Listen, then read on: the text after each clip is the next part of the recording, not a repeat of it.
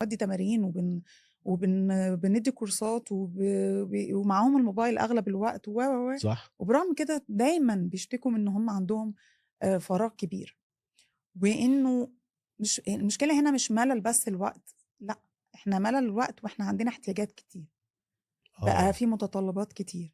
ليه؟ زي ما انت قلت بالظبط، فكره ان احنا على السوشيال ميديا بنشوف حاجات آه يعني خطيرة، شكلها حلو، شكلها جاذب، وتبقى جاذبة أكتر للسن صغير لأولادنا، هم مشدودين لده، attracted لده قوي.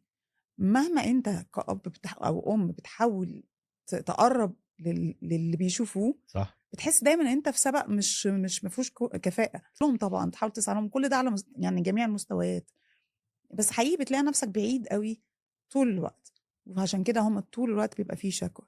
وده حتى صعب علينا فكرة التربية. انت بتلاقي دلوقتي انت عايز تبتدي تقول انه لا، انا عايز ابني يبقى راضي، عنده إمم. كونسبت الرضا، عنده كونسبت انه يبص اللي عنده مش اللي مش عنده، واللي بيشوفه على السوشيال ميديا، يبقى مشغول اكتر بالحاجات اللي تخصه.